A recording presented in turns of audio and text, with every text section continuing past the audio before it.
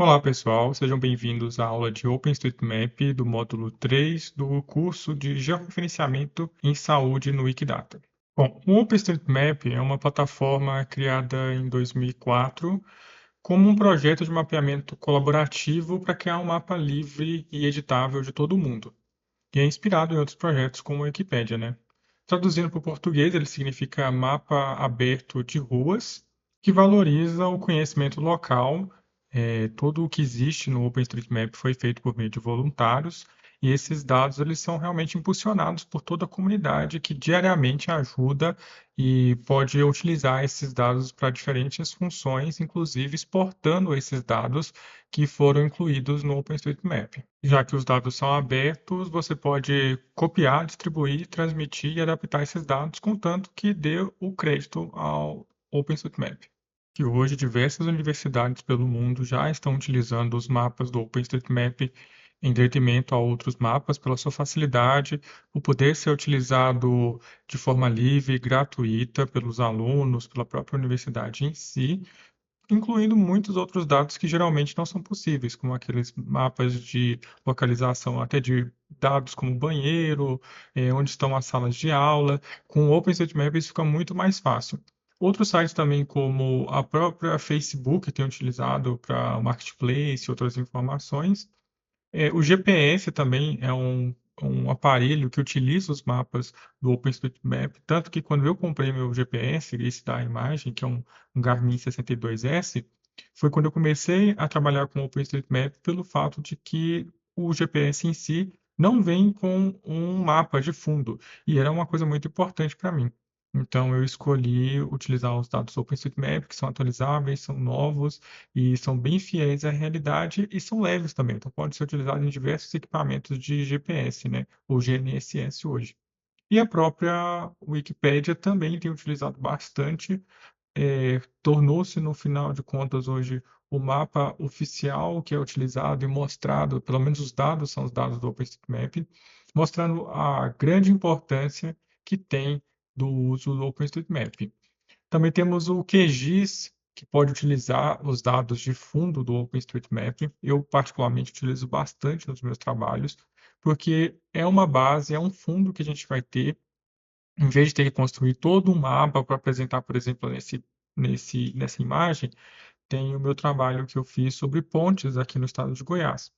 Então, em vez de eu ter que criar toda uma base de dados para eu poder entender aonde que essas pontes estão localizadas, eu já utilizo uma base que já é existente e que, caso também eu veja alguma necessidade de melhorar, eu vou lá, melhoro no próprio OpenStreetMap, isso vai ficar aberto a todas as pessoas e não fica restrito a uma informação que só eu vou ter acesso. Bom, e para a gente poder fazer essas edições no OpenStreetMap, é importante a gente entender alguns conceitos cartográficos.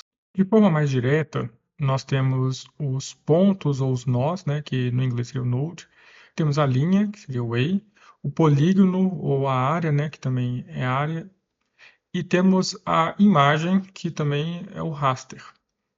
Esses são os quatro principais elementos que nós vamos trabalhar no OpenStreetMap relacionado à cartografia.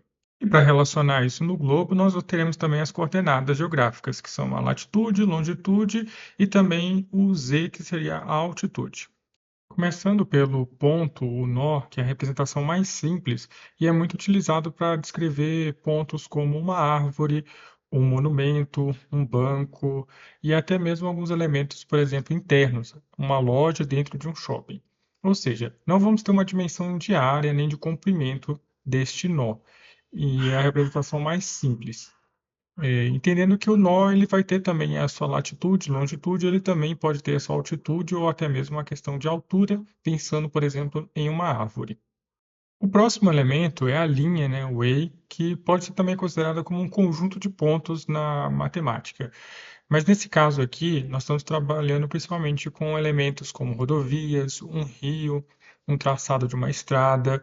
Então, ele é muito utilizado para definir esses elementos que têm um comprimento, tem uma dimensão de distância, mas ele não vai ter a questão da área.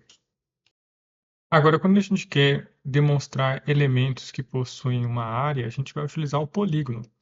E nele a gente pode representar, por exemplo, uma casa, uma área de floresta, um bosque, um lago e até mesmo outras áreas de uso do solo também, como por exemplo uma escola, que a gente pode ver aqui na imagem.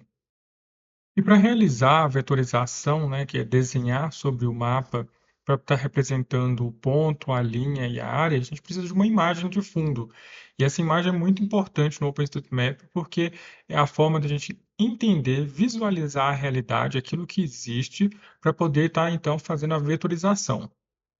Para exemplificar isso, a gente tem aqui o OpenStreetMap aberto na cidade de Cáceres, no Mato Grosso, onde a gente tem as diversas imagens de fundo para poder visualizar o que existe, ou seja, a gente quer vetorizar essa praça, é a praça principal da cidade, e para entender esses elementos, a gente tem as diversas imagens.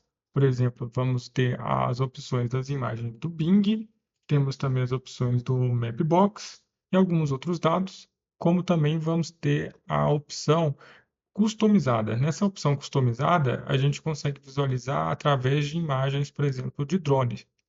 Nesse caso, como em Cáceres, a gente realizou o projeto Wiki Ocupa Cáceres em 2024, então tem essa vantagem de que essa imagem de fundo ela tem uma melhor resolução, como vocês podem acompanhar por aí. Prosseguindo, nós temos a questão das coordenadas geográficas. É algo que todo mundo utiliza no dia a dia, mas nem sempre para prestar atenção de onde que elas vêm e o que elas significam. A gente tem que entender que os pontos, as linhas e os polígonos, e também até as imagens, elas estão relacionadas na sua posição no globo, ou seja, onde que elas estão a partir de alguma referência. Para isso, a gente vai ter as coordenadas geográficas que vão estar cruzando essas informações e ter um ponto definido no planeta Terra. Para isso, a Terra é dividida em latitude e longitude. A latitude é uma variação de 0 a 90 graus a partir da linha do Equador, aquela famosa linha que dividiria a Terra ao meio. E a partir disso, os graus vão subindo positivamente em relação ao norte e de forma negativa em relação ao sul. Isso dividido normalmente, né, de 0 até 90 graus. Já a longitude a gente tem a divisão de leste a oeste. E isso a partir dali do meridiano de Greenwich, que fica aproximadamente na Inglaterra, uma cidade que passando pela cidade se chama Greenwich, é por isso esse nome. E a gente vai ter a divisão de 0 a 180 graus. E nisso a gente pensa como a Terra é e tratando como se fosse uma esfera, né, uma esfera perfeita, teria 360 graus. Por isso, essa divisão de 0 a 180 de cada banda, formando assim 360 graus. E aí, trazendo isso de uma forma mais prática, é, por exemplo, quero entender aonde está o ponto C na imagem. Então, a gente tem a latitude e a longitude desse ponto C e a gente consegue identificar a localização desse ponto. Nesse caso, se a gente for contar a partir da linha do Equador, o ponto C está mais ao sul, ou seja, ele vai estar a menos 20 graus de latitude, ou 20 graus ao sul. E a longitude? A partir do Greenwich, né, que é o meridiano que divide a Terra em leste e oeste, nós vamos ver que o ponto C está a 40 graus a oeste ou menos 40. Com isso, a gente tem a latitude e longitude, que seria 20 graus ao sul, 40 graus a oeste, ou menos 20 graus e menos 40 graus. Então, são os pontos, é o ponto, né, no caso, que vai ter essa referência para a gente poder encontrar essa localização. E assim também seria com o ponto A, o B e o D que nós estamos vendo. Cada um desses pontos estão em uma parte da Terra que a gente também pode chamar de quadrante. Entendendo esses princípios básicos da cartografia de uma forma bem resumida, nós vemos agora um exemplo prático de um elemento que existe na Wikipédia. Por exemplo, nesse caso é o Hospital de Reabilitação de Anomalias. Esse hospital, a gente sabe que ele está localizado em alguma parte da Terra. Por isso que na barra lateral da Wikipédia a gente vai ter a questão das coordenadas. Fica bem evidente que aí está mostrando tá, 22 graus, 20 minutos e 2,205 segundos. Isso é a latitude. E a longitude a gente tem que é 49 graus, 3 minutos e 35,83 segundos. Então, a gente tem ali os 22 que está no sul e os 49 que está a oeste. Então, seria nesse quadrante que é possível ver na imagem à direita, que fica bem evidente que está localizado no Brasil, na região sudeste. Porém, do lado direito também, a gente vê as informações desse hospital e verifica que existem várias formas de representar essas coordenadas. A primeira é a partir de graus, minutos e segundos, onde que a gente vai estar verificando essas informações mais detalhadas e a representatividade dos graus, dos minutos e dos segundos. Mas também a gente tem a questão dos graus decimais. Por que que a gente tem essa diferença? Porque, por exemplo, para o computador é muito mais prático ler os graus decimais do que ele estar fazendo cálculos com graus, minutos e segundos. Tudo é possível fazer cálculos, mas dificulta mais ainda quando a gente tem os graus, os minutos e os segundos a fazer cálculos para, por exemplo, qual que é a distância que você se encontra para chegar até esse hospital. Temos também a parte do TM, que é o universo transverso de Mercator, que é uma forma de representação mais local. Então, a gente tira aquela variação do planeta como uma grande esfera e trata como uma carta, ou seja, aquela imagem mais aproximada do local, que a gente vai estar um pouco tirando essa questão da deformidade que a Terra tem e da sua questão esférica. Então, uma outra forma de estar também trabalhando com coordenadas, e todos esses três valores que a gente vai estar vendo aqui representam a mesma informação local do hospital. Uma coisa interessante também do OpenStreetMap é a sua integração com outros projetos livres e abertos. Por exemplo, nós vamos ver aqui o OpenAreaMap como o MapLare e o Street Complete. O OpenAreaMap é muito interessante porque é uma plataforma livre e aberta que permite inserir diversas imagens, principalmente imagens de drone. Então, nela a gente consegue verificar as imagens do mundo inteiro onde que pessoas voluntariamente inseriram as suas imagens. Isso tem uma grande vantagem, porque geralmente essas imagens são bem pesadas. Então, em vez de estar criando todo um servidor para cada projeto colocar suas imagens, podem ser colocadas todas em conjunto nesse mesmo projeto. Além disso, você pode baixar essas imagens, mas pode também utilizar diretamente no OpenStreetMap. Como isso é feito? Basta acessar a página do OpenStreetMap, verificar a área de interesse e dar zoom sobre ela. Nesse caso, estou procurando a cidade de Cáceres, que eu tenho interesse, e olha só, já verifiquei que aqui tem algumas imagens. Clicando sobre elas, eu verifico que temos uma imagem de alta resolução. E como é que eu faço? Eu posso focalizar essa imagem e depois também clicar em Editor e de Editor. É uma forma de abrir essa imagem direto no OpenStreetMap. Dessa forma, é uma forma muito prática, muito simples da gente poder verificar essas imagens de alta resolução dentro do editor do OpenStreetMap, ou seja, naquele conceito de imagem que a gente tratou lá atrás, as imagens aqui de drone. Só para a gente comparar, eu coloquei duas imagens. A da esquerda é uma imagem de satélite com baixa resolução espacial e da direita é o mesmo lugar com uma imagem de drone, que tem uma melhor resolução espacial. Cada pixel aí tem variando de 3 a 4 centímetros, mas também é uma imagem muito mais nova. Então, são duas vantagens, a resolução espacial, mas também a resolução temporal. Quando, porém, as imagens de vista aérea não são suficientes, nós temos a plataforma do MapLare, que é muito interessante porque a gente consegue ter uma visão a nível de rua. Para verificar os dados existentes na plataforma MapLare, basta acessar o site e dar zoom na região que você tem interesse em verificar. Logo, é só clicar nos pontos disponíveis na cidade e será possível verificar a nível de rua, assim como em outras plataformas como o Google Street View. Uma outra forma é, dentro do próprio OpenStreetMap, é possível verificar as imagens disponíveis na região, simplesmente ativando a camada na barra lateral, mostrando os dados do MapLare. Assim como também é possível verificar os dados processados pela inteligência artificial do próprio MapLare.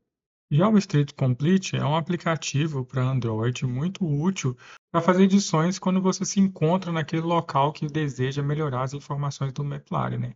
Como o celular sempre está na nossa mão, então isso facilita muito fazer aquelas edições pontuais. Você pode verificar o número de uma casa, o nome da rua, se aquela rua ela é asfaltada, se tem iluminação. São várias edições que são muito mais fáceis e práticas de serem feitas durante o seu trajeto na rua.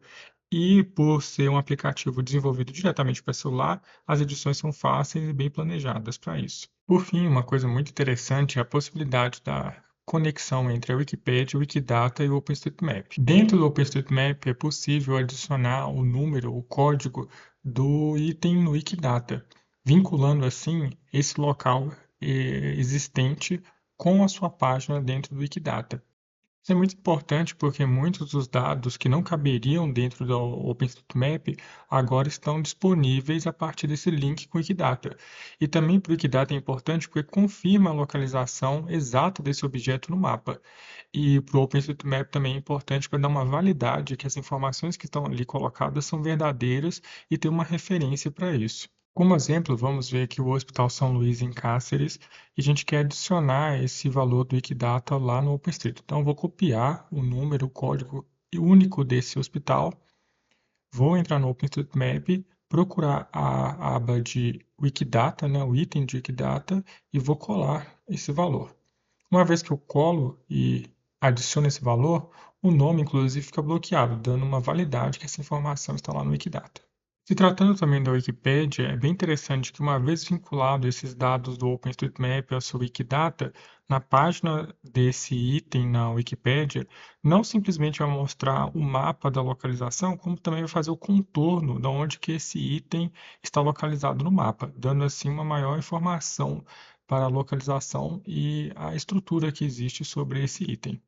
Dessa forma, eu quis deixar claro que existe essa conexão entre os três projetos, e é bem interessante que, se a pessoa estiver procurando a partir do mapa, ele pode encontrar informações tanto do Wikidata quanto do Wikipedia, assim como o contrário.